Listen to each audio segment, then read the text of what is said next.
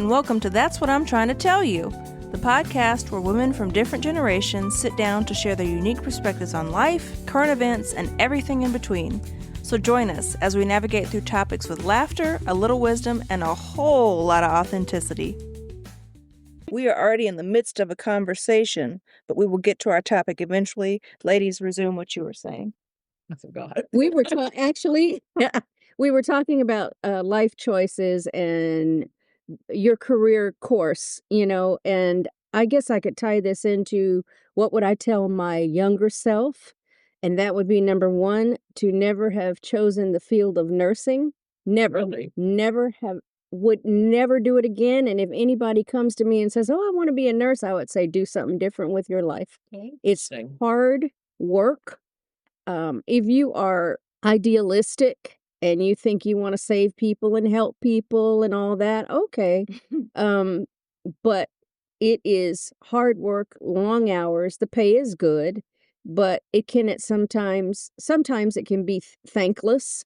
But mainly, it's hard on your body. It's hard on your mind. It's hard on your spirit. Physical labor version. It's like the most physically taxing of the medical professions, right? You would say that, or a medical assistant. I would say yes. I would say so. I mean, my mom's a nurse. Mm-hmm. She was an RN for, gosh, how many years? 40 years? Like me, 40 years. And I think, she's completely bent over now. She's one of those people that you see that look like the letter L. Yeah. And I think it's really entirely due to all that. Well, it's due to the physical stress her body had to undergo being a nurse, because she started out as being just sort of, med surg, general. And that is very hard. It's just moving all those patients, turning them over, all of that stuff. Changing linen, doing unexpected things, walking on hard floors. You're switching from one thing to another in a moment's notice, not being short-staffed, having to do the work of 2 or 3 people. Yeah. I mean, she moved around. I mean, she's done pretty much every area of nursing there is now. Mm-hmm.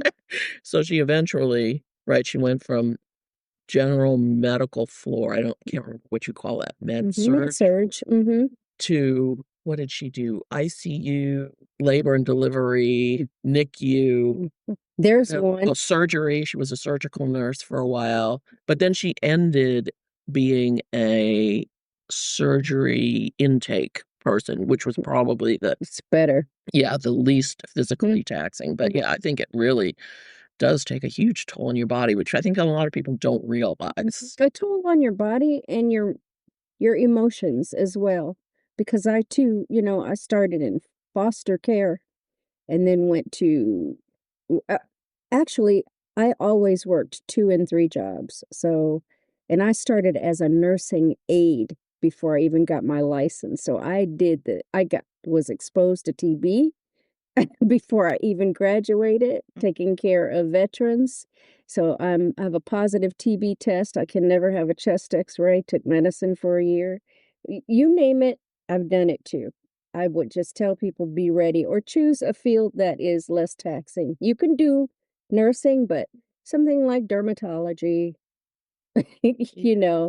and people think, like, oh, working with babies, that's great. But if you can be ready for the tragedies that happen, it's just a lot. It's a lot. Well, why did you choose it? Did you know at any point while you were going into that, like, maybe this is not what I want to do, or you just stuck with it just because that's how you the real raised? Story? Yeah. Well, I wanted to be a criminal defense attorney, and I was going to college, and then I met your father. Okay. And fell in love and wanted to spend every waking moment with him. And then an opportunity arose where I was able to get into this nursing program because I thought, oh, I could work. His mother was an RN. She was an RN, and she said, if you go into nursing, you could work through the registry and you can, staff your days, set your own hours. And I thought that sounded good. So I said, well, I'll start, still going to school, but I took this nursing aid program. And I said, okay, well, some of it was kind of, pardon the pun, shitty. But I was like, okay, this is not bad. And then I started working through the registry while I was there. And then I started getting all these high-end patients. And I was like, well, that was like babysitting, because they lived in Malibu and Beverly Hills and they had servants. And I was like, I just have to tend to this person for a few hours, and I was getting paid. And then the instructor said one day, you have an opportunity to take this entrance exam Mm. to go on to nursing school. And I said, I'll do anything so I don't have to clean shit for a day in these, hospitals. And I did. And they called me like 2 days later and said, oh, you've been accepted. That's how I got into nursing. Wow. But how come? I mean, I don't really know how this. My mom worked in a hospital the whole time, but how come after you went to nursing school and you got your degree, you didn't pivot back into working for wealthy private clients? Is that something you can choose to do? Oh, I kept doing that. I did keep doing that. But then I got, so while I worked for this registry called Upjohn Healthcare, and all of their clients were high end. And that's how I told you I worked for Jane Fonda and Wes Parker's father, the guy that started Parker Pens, a lot of people that I won't name. But I also was on staff at a couple of hospitals. So I would, maybe I had a private duty case 2 or 3 days a week, but then I would work those double shifts on the weekends at these hospitals because I worked per diem on staff, and that money was great. It just kind of catches you, like, oh, I can do this. I see how traveling nurses get looped into that because the money's so good. You can like I could do 3 doubles, I could do 2 doubles on the weekend and I'm good. I can go to Vegas for the And next for the week and a half. layperson, what is the double? Oh, double shifts, because anything over How 8 many hours, you hours? get time and a half. So that's 16 hours of work. Yeah. That's insane. But Yeah. And you just necessary. get in your head, if you're going to be on the grind, like, okay, I'm going to do this. Right. Because I know it's like, firemen have the same kind of schedule. Right. Yeah. Right. And then you look up and years have gone by. Yeah. Right. So I mean, if you're lucky, I guess you put aside a nice little nest egg. yeah, right. Mm-hmm. Exactly. Your card's right. It's true. So Yeah, I guess I remember in the kids' daycare, there was a woman whose husband was a doctor. And I guess we're collecting money for some sort of, fundraiser for the daycare. And we wanted to buy a nursing rocking chair, I don't know how much those were.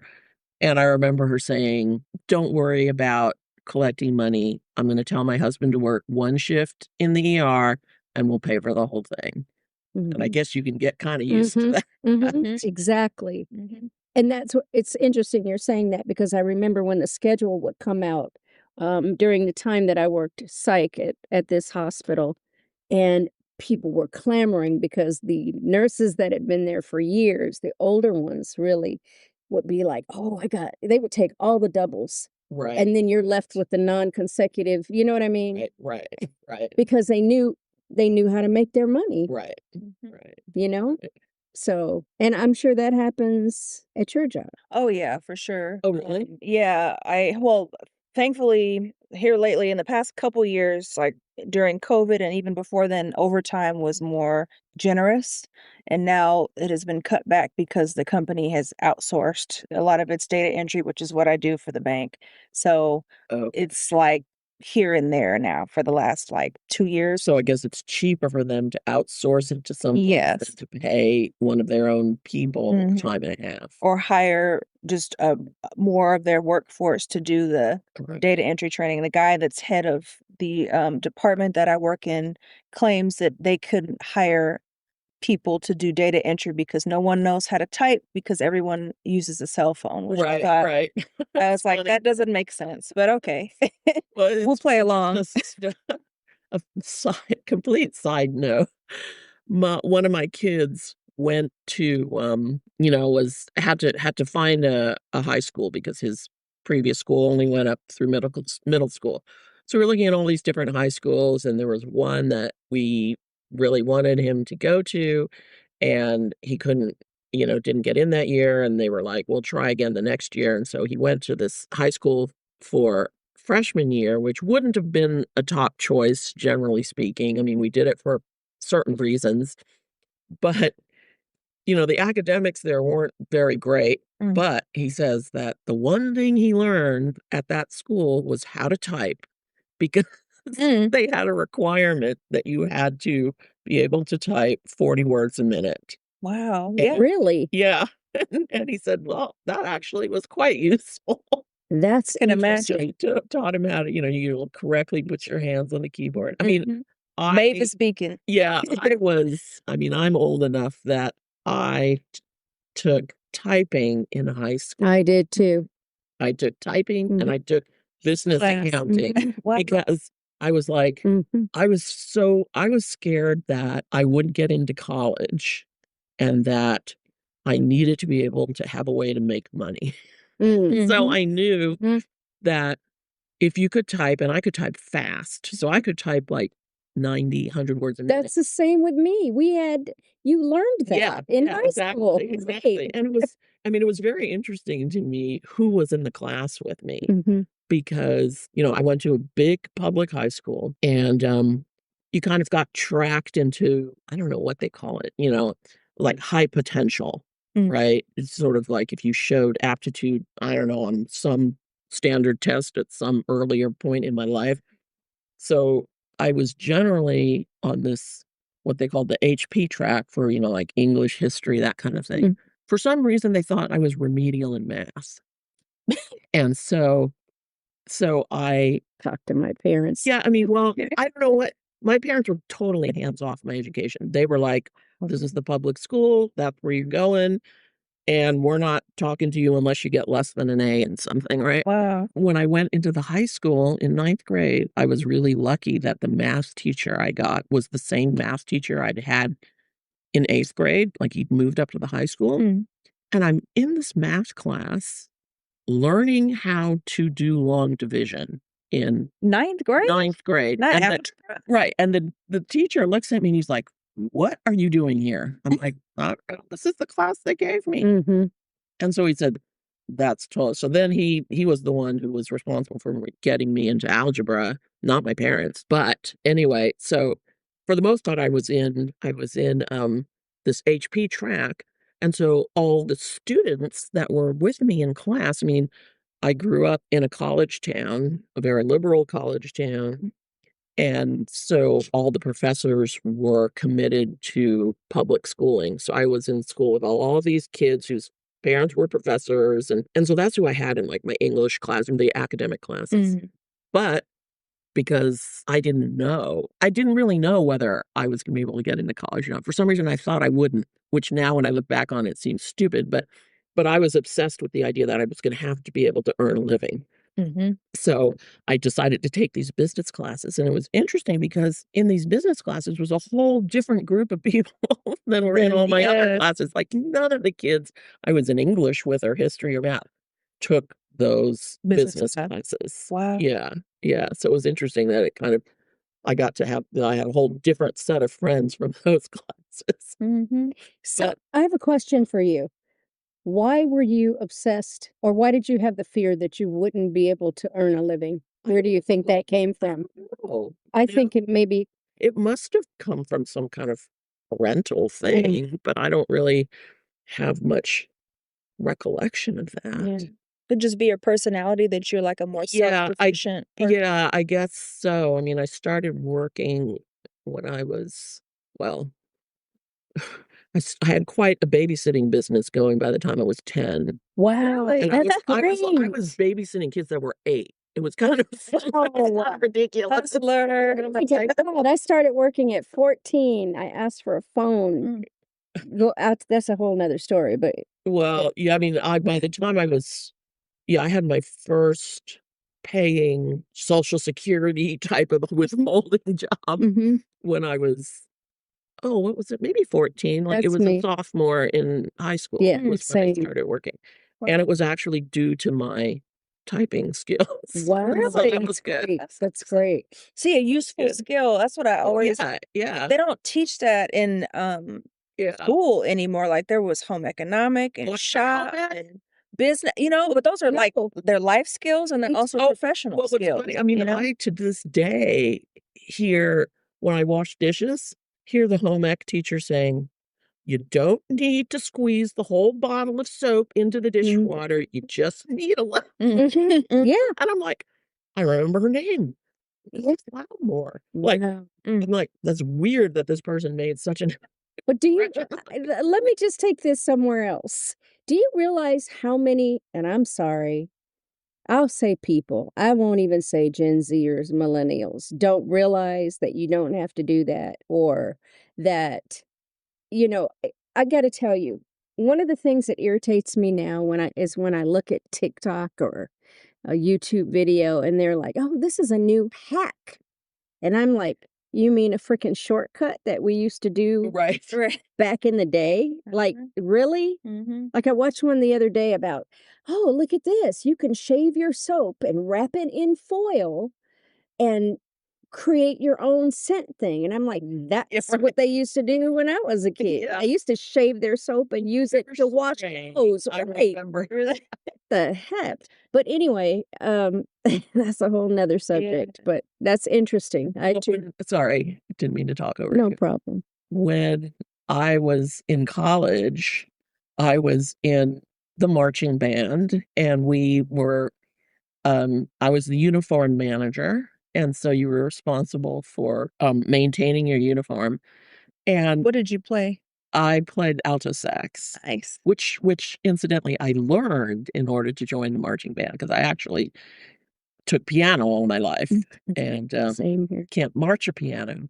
And it was my brother who said, the sax is pretty easy. Why don't you try that? But anyway, so I was uniform manager, and the number of people that came to me and said, "My button fell off. What do I do?" And I'd hand them a needle and a thread, and they would literally hold it in their hands, and they'd look at it, and they're like, "What am I supposed to do with this?" Jeez. I have a story for that as another sidebar. One of my last, prior to my retiring, I was a school nurse at a junior high school.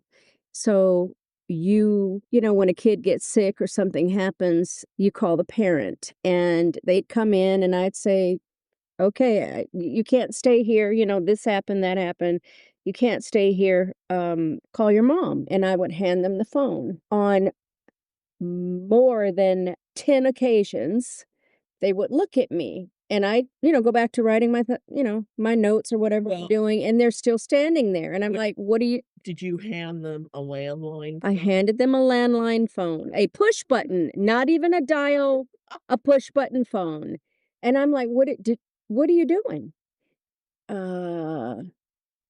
I say, "You don't know your mom's number?" "No." I look up the number. "Here's your mom's number." And I say, "Dial your mom." They didn't know how to use a push button phone because the phone, not only did they not know the number, didn't know how to use a landline, the numbers are programmed in their phone. Right, so they don't remember any. Whereas you had to remember, right, when you were a kid, what your parents Grew up with what a the rotary phone phone. was, what their work phone was. Address. Or my Zip kids, codes. when we were at my mom's house, saw the phone that's mounted to the wall of my parents' house, and it's a rotary phone, and they're looking at it, and they're like, "What do you do with that?" I saw something the other day where this couple was looking at a apartment or a home, and it had the jacks. I live in a building that it was built in the 50s. We still have phone jacks in a couple of rooms. And they were standing there like, "What is this?" And they actually made a YouTube like, "Does anybody know what this is?" I think she called it. Yeah, she's like, "What kind of USB port is this?" The guy on the video, he's like, "Pop in." "That's not a USB port, babe." My God. Yeah. We're in trouble. We're in trouble. Technology advances, but talk about stranger danger. You want your kid to know. Right. If you don't know where you are. If somebody's stolen your phone or something, you ought to know how to contact your parent. And dial on a landline out to contact your parent. Like, Exactly. yeah, I think life skills are lacking in America. Who was I was listening to somebody? Maybe it was it Joe Rogan or somebody, but they were talking about like if the power grid goes down, people 40 and under are screwed. Like Right. you don't know how to hunt, you don't know how to let's just take that off the table. Hunting and fishing, okay. Not the average person knows how to do that unless you're like from the South Right. or Right. you If go camping go or camping. anything. But like to start a fire or to know how to like, bring some water to a boil or light your range on your stove Hell, when these it's people don't the know how to pilot's turn the out, water off. you If know? you have an issue with your toilet or if your sink overflows or whatever, they don't know how to reach underneath and turn the water source Mhm. off. I don't know how to change a Unless, tire. excuse me, unless there's an app for it. Right. Yeah. Right. I'm sorry.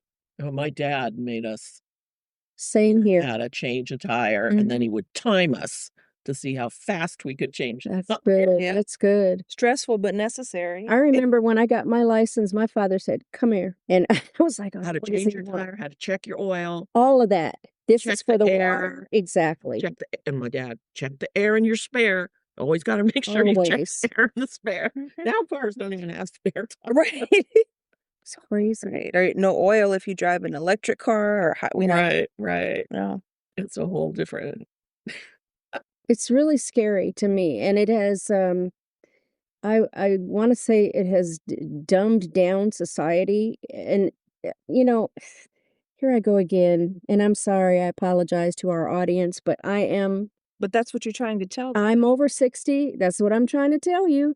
You need to teach your kids, and it pains me when I am out and about and I see kids of any age, you know, particularly younger ones, I say 10 and under when they're trying to get a parent's attention and the parent is on the phone, on the phone with earbuds in their ears, talking or looking at something, and the kid is, tugging at them, trying to ask them something. It's important to give your time to your children.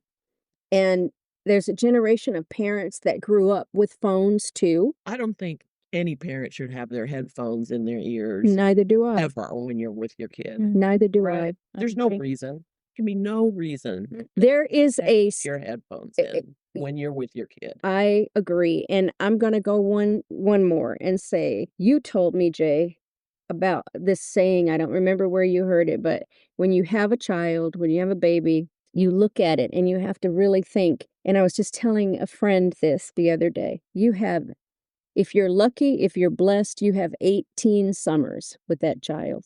Oh, yeah. I think that was you that That said really seems like nothing when you think about it, It's right? the Well, at our truth. age, and you look and think, It's the 18? truth. Like, that's nothing. Before they go to college, and a lot of people never return. Yeah. And that to me is precious. That is like, but you got a whole nother generation of people that don't think, Well, I mean, yeah, I totally agree with that. I totally agree with that, which is why, I mean, I feel like what did you say? What would you tell your younger self was how we kind of started this whole journey today. Um, and I'm aware that I made certain choices in my career that weren't the best for my career. But the reason I made them was because I wanted to spend my time and to be able to have the time to spend with my kids. Absolutely. And people, a lot of people tell you that, oh, I'm going to take off work before my kids go to school, right? And they're like, oh, I'm going to be stay-at-home mom for 5 years so I can be close to my kid. And then I'll go back to work when my kids go back to work. And I've always thought in some ways that was backwards. I mean, if you can do that's great. I'm not saying that that's not good to spend that time when your kid is a baby, but I'm just saying mostly that when your kid starts going to school, okay, yeah, they're in school for those 7 hours or whatever, but that's really when you need to have the time to spend with your kids, Absolutely. because what does your kid do when they get out of school? Are Right. you just going to send them to a daycare and they're going to be there till 6 or whatever? How are they, how are they going to participate in any extracurricular activities? Do you have to have a nanny to take them to those things? You can't go to their games. You can't go to the practices. That to me is not the kind of parent. I mean, I wanted to be the one sitting there watching you. watching their Yeah. practices, being able to take them to whatever they needed to go to. They're So going to have that memory. Yeah. I always felt like that's when you really need to Mm-hmm. I to know have that a people, flexible I know job. everybody can't do that. I get that. Yeah, But I absolutely. also know that But those are um, formative years that again that you Right. can't get back. But that's yeah, you're right. that's very true. And I think it's a shame that people, they don't, they're in their consciousness, they don't see that, you know what, there's another way. And if Right. there's not another way, then I'm going to make it happen another way. Right. You I mean, do not have to effort over everything. You know what I mean? Like, I'll just put them in daycare and they'll just, and then later you've got a kid who realizes, you know what, they were never at my game. right. I mean, they gave me this, they gave me those lessons, but I never saw them there. They were at work. Right, right. I mean, I had my kids when I was still in school, and so, yes, they certainly all were in daycare. They were in daycare when they were little, Mm, starting at, like, 6 weeks. mm, But and then after school, like, in elementary school, yeah, they were in daycare, and I'm rushing to pick them up at 6 o'clock. mhm, And, I mean, I had to do that because I had to finish school. But mm. then afterwards, in choosing a job, I mean, I do realize that I was blessed in this, but I was able to choose positions where I had the flexibility to come in early or whatever and to be able to leave a little early so I could pick them up. Maybe they have to be in daycare for an hour, but I could pick them up. I could take them to practice. My job didn't overflow into the weekend, so I was able to go to practices and go to their games. And, Mhm. I mean, I did make the choice and my career, so to speak, suffered, but I absolutely would do that over Right, again. me too. That I was just would never sacrifice, had yeah. to go to. I'd rather have less money Me too. Yep. and be able to Overtime. be there. Yeah, Mm. yeah. And She never went to daycare, but I didn't have to work. Fortunately, You were blessed in because that your sense father too. owned a Yeah. business, we split our shifts. He was there with Right, her. When right. I left, she was asleep, Right. and I got off at like 1 o'clock, and then I took over. And then I think when you started school, stopped working You stopped, yeah, for like 5 completely. or 6 years. You were never without a parent at home, Right, right? right, Mhm. right. And I'm It's so sort of grateful that I had unpopular that. now, but, and of course, recognize that that's not a choice for some people, but, Absolutely. there are a lot of people that it is a choice for, and, they don't realize the importance Absolutely. of And that that's what I choice. wish people would stop doing. Yeah, Stop doing as others do. Stop trying to keep up with other people. Do what's right for you and your At the inner time, being yeah. and your child. Yeah. I know I'm gonna say something that might sound like I'm flit launching a personal attack, but when people launch away. yeah, with a rocket launcher. I have no kids myself. I'd like to have some one day, but that decision to me to have a child, to bring another person into the world should be more intentional than just, you got pregnant or you're with your boyfriend or girlfriend and you just have a baby and then people just have to make it work and it's not perfect and Right. a lot of issues arise and there's financial trouble mostly because there was no solid marriage, foundation, or at least in the relationship or forethought there from the beginning. So I just, I don't know. I don't know really what I'm trying to say, but just I think it needs to be a more serious decision when people decide to have kids because it makes a huge difference. So, Mhm, yeah. mhm. I think I think what you just said is perfect. Hey everyone, and thanks for tuning in to another episode. If you enjoyed what you heard, please follow, comment, and reach out on our socials. Also, leave us a review on Apple Podcasts or wherever you get your podcasts. If you resonated with anything in the episode, be it products or topics, make sure to check the show notes for additional information, or shoot us an email if you like. See you next time.